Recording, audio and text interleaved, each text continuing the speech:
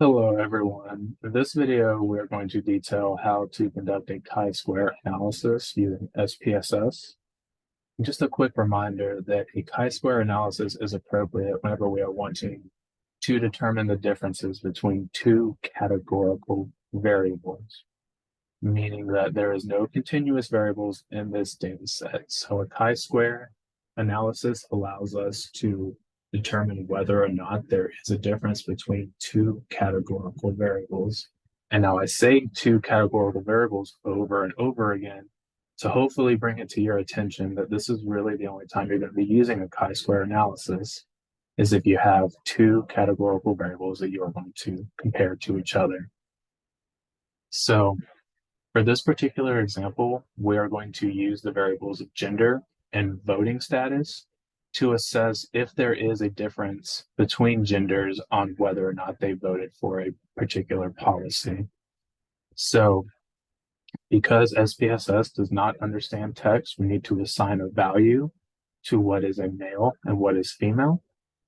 So for the purposes of this example, 1 is going to be coded as our males and 2 will be our females. As far as voting status, 1 is going to indicate a vote of yes, and 2 will indicate a vote of no. So if you look at our data set, you can see that we have 40 individuals. Our first individual here was a male, indicated by the gender value of 1, and they voted yes, which is indicated by the vote value of 1. Now, we may know this because it's in our notes, but we need to make sure that we tell SPSS what these values correspond to because these are categorical variables. So to do that, you'll go down to variable view.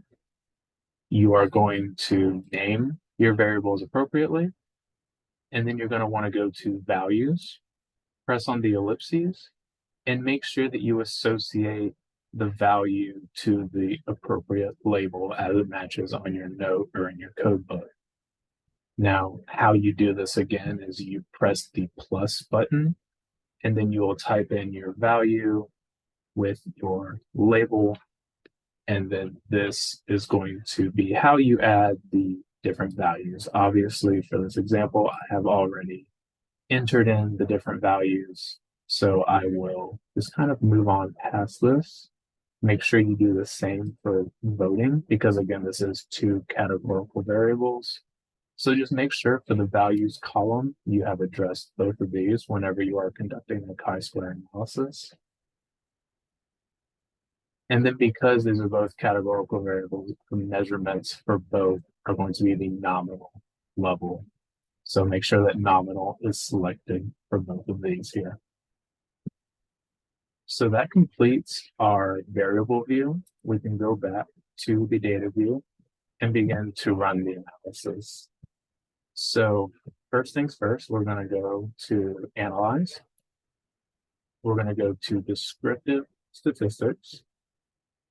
And then from Descriptive Statistics, we're going to go to Crosstabs. Now, once you press on Crosstabs, you'll get a box that looks like this. What you're going to want to do is put your top variable in 2 rows, and then you're going to put your second variable in 2 columns. So you're going to make sure that both are separated, kind of in the order that they appear. Now there's a bit more that has to get done before we can analyze this. We have to make sure we press on Statistics, select that, and then make sure that you check off the chi-square option to make sure that we are doing the chi-square analysis.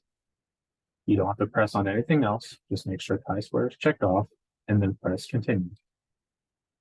Moving on from there, we're going to select on Cells.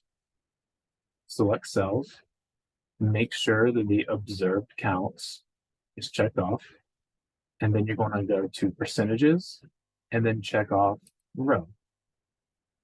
So from the Cells tab, you make sure that the observed count is checked off, and then you make sure that for the percentages, that Row is checked off. And then you can continue from there. Now you are good to go to run your analysis. So you will press OK. And then I will pull up the output. Now, what you can see here is we have our descriptive statistics at the top, showing that we did have 40 participants in the study. We had no missing cases, so we do have the full picture.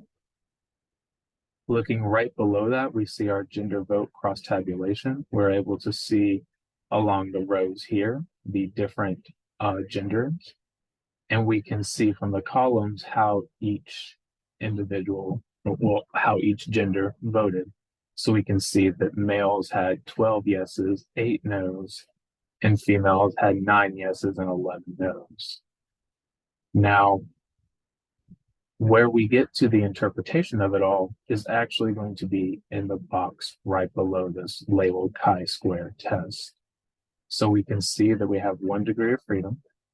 And if we're looking at our associated probability, what we're going to be making our assumptions off of, we're going to find this off of our Pearson chi-square row. We're going to go to the significance two-sided, which is 0.342. And then we compare this to our alpha level of 0.05. And this indicates that our significance found from this chi-square test is greater than our alpha level. Therefore, we failed to reject the null hypothesis.